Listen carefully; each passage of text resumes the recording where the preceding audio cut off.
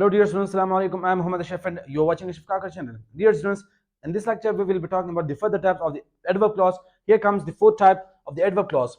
Adverb clause of place tells you or tells us about the location, the position or place of an action.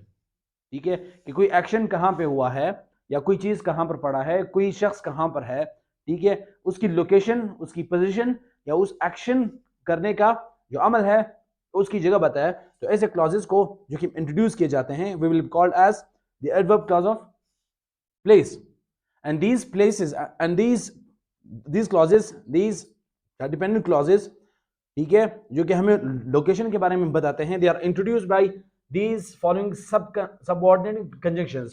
These are where, wherever, everywhere and anywhere. इन चार सब coordinating conjunction से हमें पता चलता है कि भाई where the action is taking place. Like for example, she went where she had come from. वो चली गई, ठीक है, वो गई जहां से वो आई थी. So here in the independent clause she went, while the dependent clause which starts from where, from subordinate conjunction where, it is the dependent clause which tells us where she had come from, जहां से वो आई थी, ठीक है. Wherever she follows him wherever he goes. वो female जो है वो उसका पीछा करती है wherever he goes, जहां भी वो जाता है, wherever he goes, ठीक है. So it's the independent clause. She follows him. Independent clause. Then the dependent clause starts wherever he goes. Then comes everywhere. Everywhere he goes, people welcome him. या इस तरह कह सकते हैं people welcome him everywhere he goes, क्योंकि आप इसे convert भी कर सकते हैं, चाहे डिपेंडेंट को पहले लिख सकते हैं और इंडिपेंडेंट को पहले बाद में. जब भी चाहे डिपेंडेंट क्लॉज पहले आएगा, ठीक है, then there will not a comma come.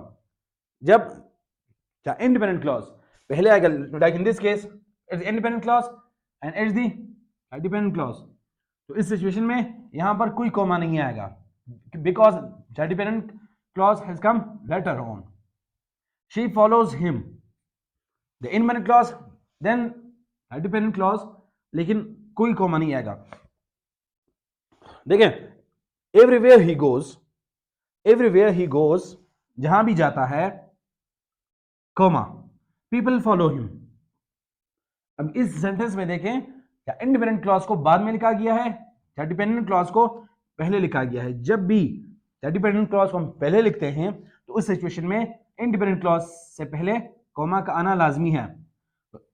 Everywhere he goes, जहां भी वो जाता है, ठीक है, हर जगह जाता है, पीपल वेलकम हिम, या people welcome him everywhere he goes, ठीक है.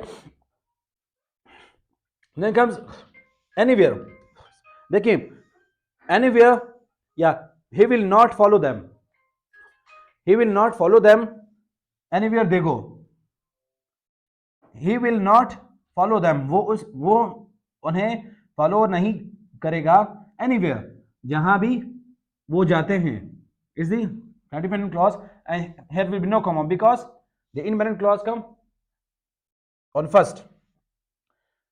देखें, जब भी हम एनीवेयर का इस्तेमाल करते हैं सेंटेंस में, एनीवेयर का इस्तेमाल जहां भी होता है, like for example in this case and in this case, ठीक है, तो एनीवेयर से पहले इंडिपेंडेंट क्लॉज में हमेशा नॉट का आना लाजमी है, क्योंकि जब यहां पर नेगेशन होती है तो नेगेशन के साथ हम एनीवेयर का इस्तेमाल करते हैं. और कोई जब सवाल पूछा जाता है like will he attend the meeting, anywhere they call him, क्या वो मीटिंग अटेंड करेंगे, करेगा, जहां वो कॉल करेंगे उन्हें, जहां वो उन्हें बुलाएंगे, ठीक है.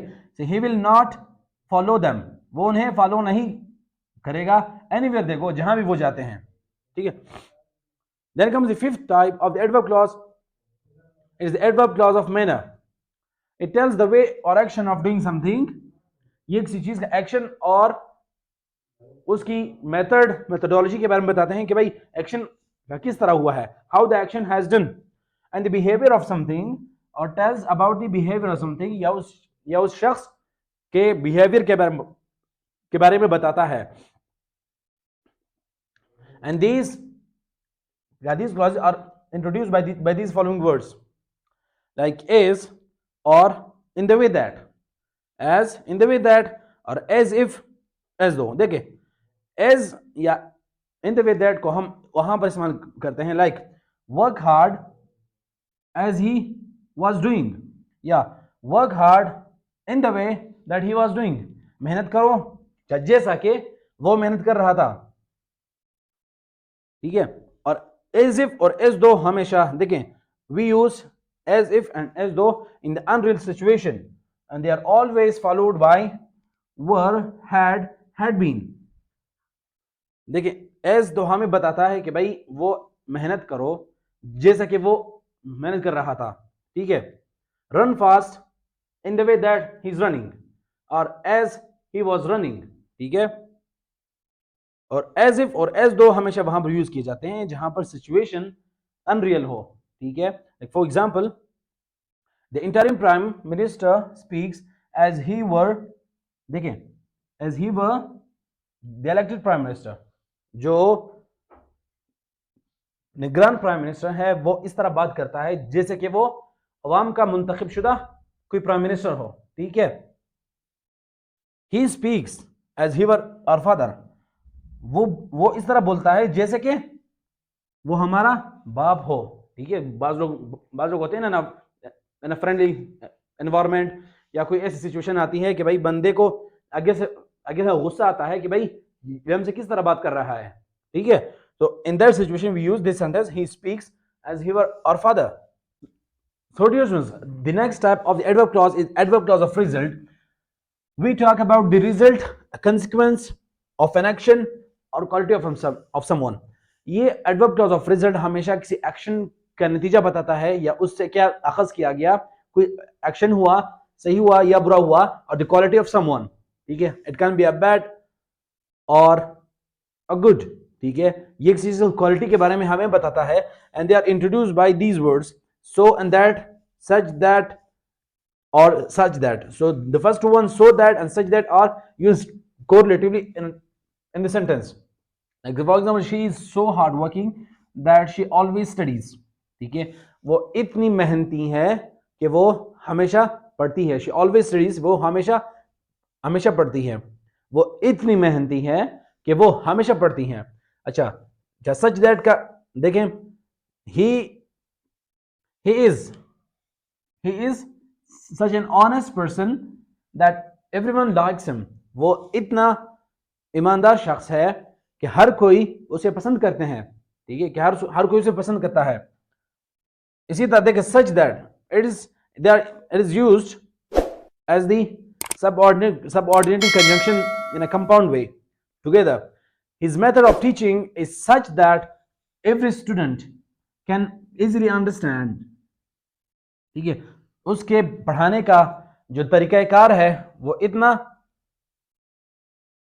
अच्छा है।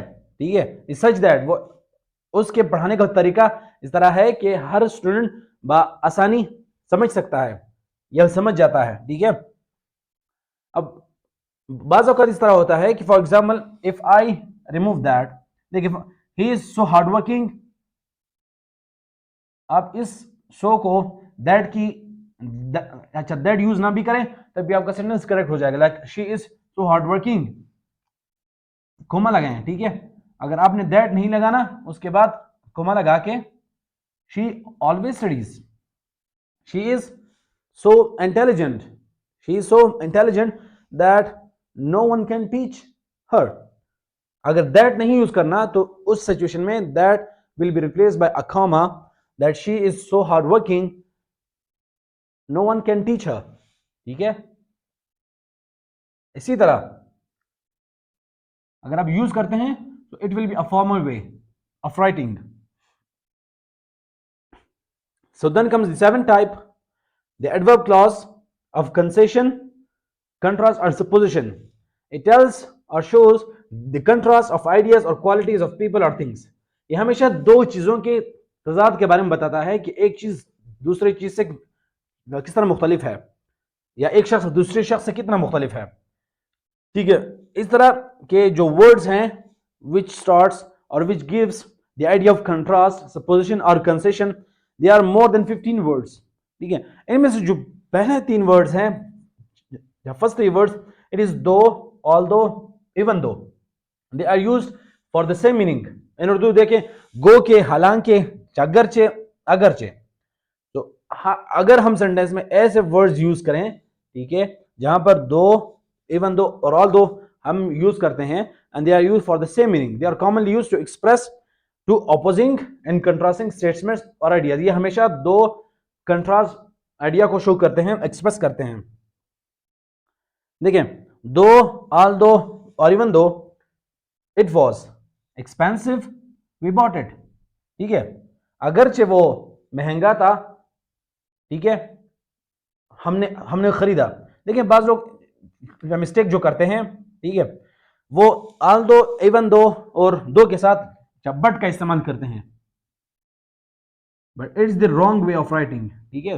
वो इस तरह करते हैं कि भाई even though it was expensive but we bought it, ठीक है। वो इससे पहले जो सेकंड क्लॉज है, we bought it, though it was expensive, ठीक है, अगरचे वो महंगा था, we bought it but we bought it, तो बट इस्तेमाल नहीं होगा, क्योंकि जब हम ये 3 adverb clause of contrast use करेंगे, दो, इवन दो और ऑल दो का। अच्छा, अब सवाल उठता है कि भाई इन दोनों में डिफरेंस क्या है। अगर इनका मीनिंग सेम है, इनको हम एक ही सेंटेंस में यूज कर सकते हैं, ठीक है, अगर एक ना तो दूसरा, या दूसरा ना तीसरा, हम एक ही सेंटेंस में यूज करते हैं। तो इनमें डिफरेंस क्या है? देखें, दो जो है, दो हमेशा इनफॉर्मल वे में यूज किया जाता है। Like for example, though it was expensive we bought it, तो it is the informal way of writing. हम जब सिर्फ दो कहते हैं तो it is the informal way of writing. जब हम फॉर्मल वे ऑफ राइटिंग करते हैं तो अब वहां पर you have the choice, either you have use although और not. So although can be taken as the can be written in the formal as well as in the informal way, ठीक है, like although it was expensive we bought it।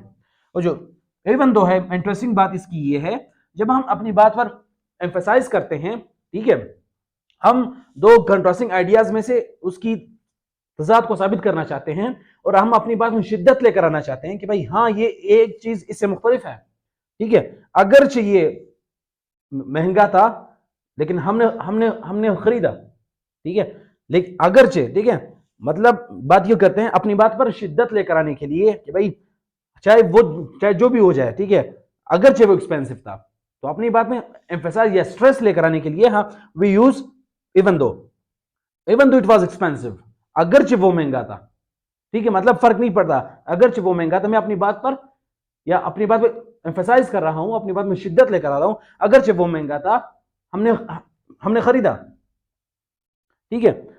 And the next example, she is generous he is poor. दो, अच्छा, दो को हमेशा जो है ना, दो it can B use in the last. He generous वो सखी है, दो इज पुअर अगरचे वो गरीब है। She is late she has a car though, ठीक है, it's a formal way of writing. आप दो को लास्ट में जब यूज करेंगे तो it can be taken as formal, लेकिन जब स्टार्ट में लेकर आएंगे it will be informal way of writing. अच्छा, इसी तरह के और भी सारे वर्ड्स हैं, we will be discussing one by one all these as the way we discuss these 3 words. So dear students, next subordinating conjunction of the adverb clause of contrast is the however.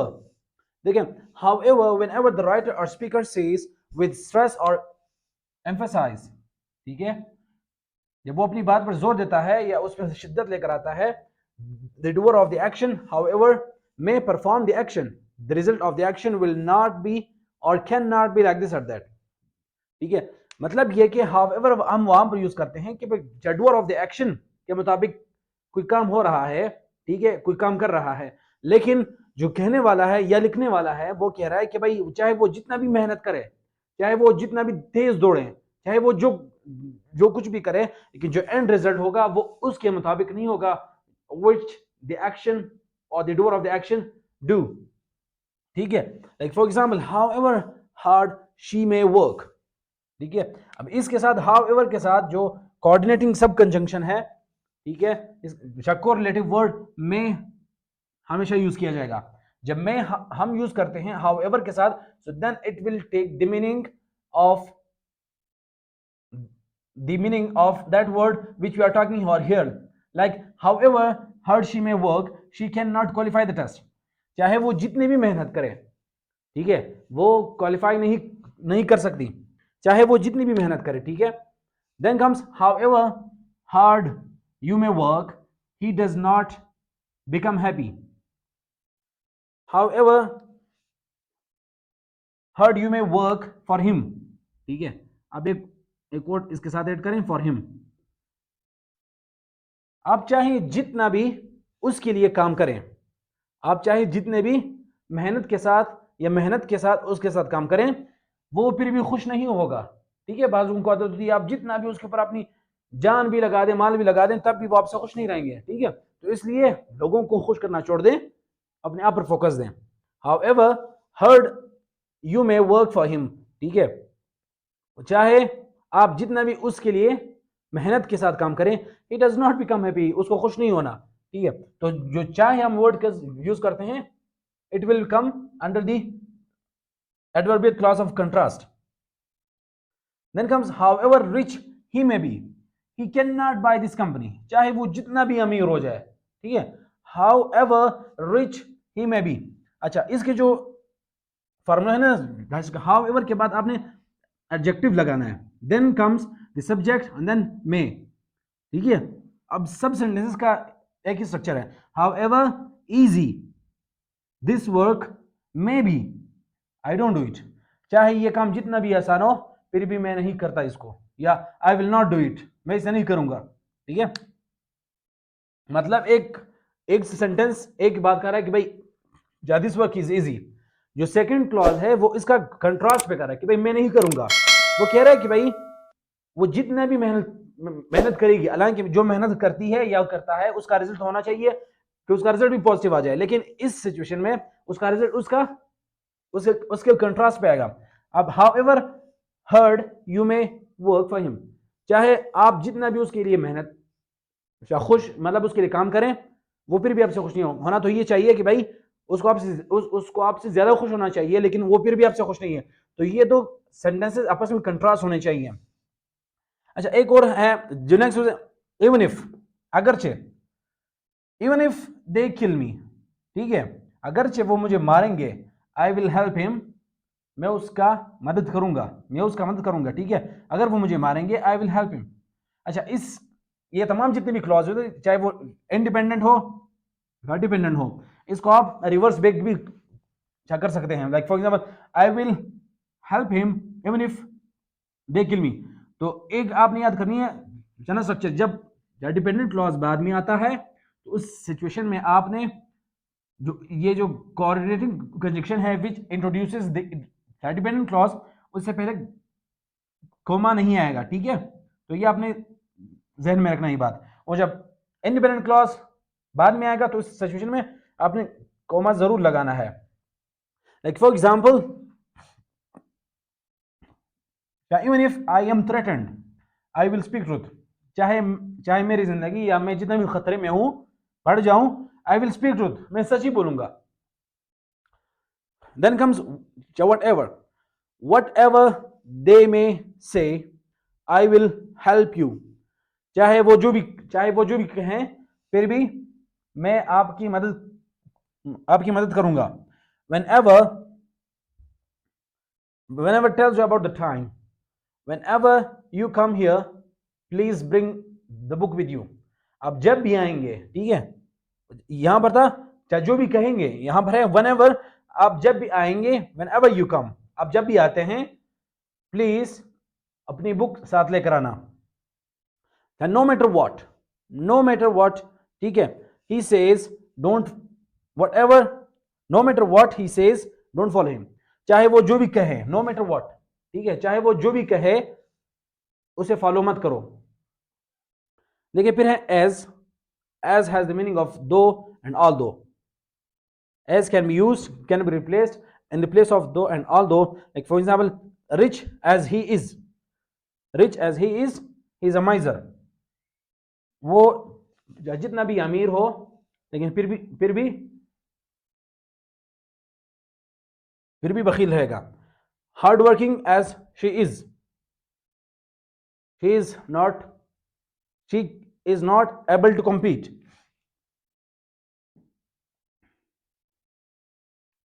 ठीक है, तो अब इसकी जगह आप ऐसा ऐसा लिख सकते हैं कि भाई although he is rich, although he is rich, he is a miser. Yeah, although he is working hard, he she is working hard, she is not able to compete. ठीक है, चाहे वो जितने भी मेहनत मेहनत करें, ठीक है, या अगरचे वो मेहनत करें वो कॉम्पीट नहीं कर पाएगी, या अगरचे वो अमीर है फिर भी बखील है। तो इसको आप रिप्लेस कर सकते हैं आल दो को और दो को विद एज, लेकिन ये याद रखना है कि भाई एडजेक्टिव पहले आएगा उसके बाद as and then subject. So dear students, next subordinating conjunction comes the considering that or considering how. Like for example, it can be substituted with the word in view of the fact that. Urdu में हम इसका तर्जुमा करते हैं इस लिहाज से कि like for example, she is still working, considering that she is seriously injured. ठीक है, she is still, वो अभी तक मेहनत कर रही है इस लिहाज से कि वो बहुत इंजर्ड है, सीरियसली इंजर्ड है।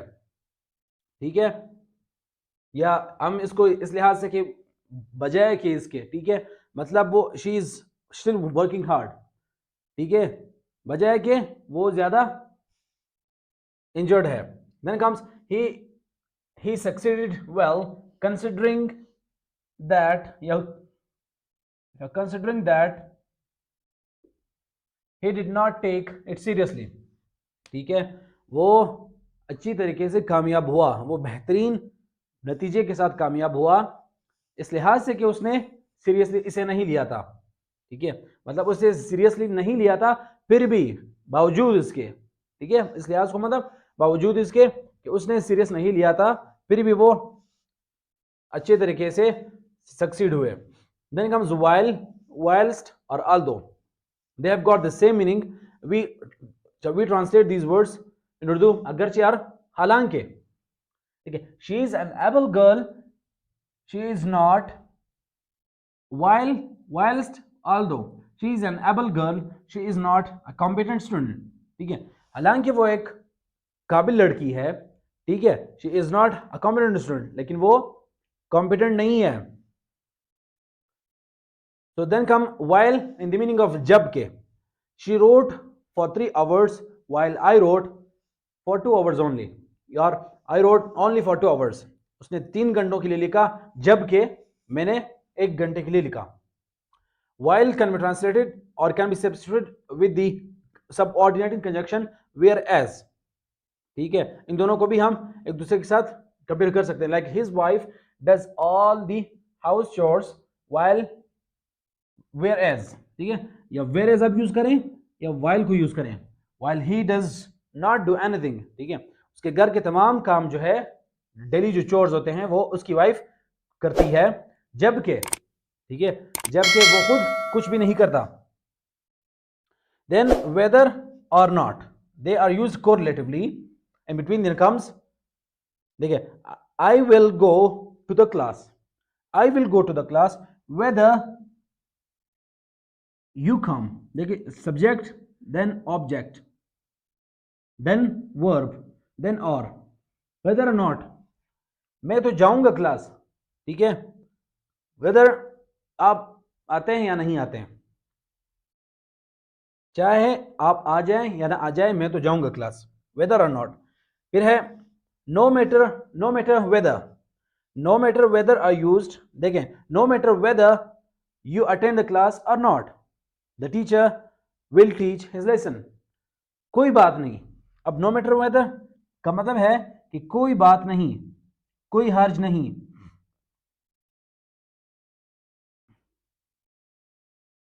मतलब कोई फर्क नहीं पड़ता, कोई बात नहीं कि भाई it doesn't matter. no matter whether you attend a class or not, the teacher will teach his lesson। ठीक है, कोई बात नहीं या कोई मसला नहीं, आप क्लास आए या ना आए, टीचर अपना लेसन पढ़ाएगा। So thank you so much for watching. So there are remaining two types of the adverb clause that will be discussed in the coming lecture.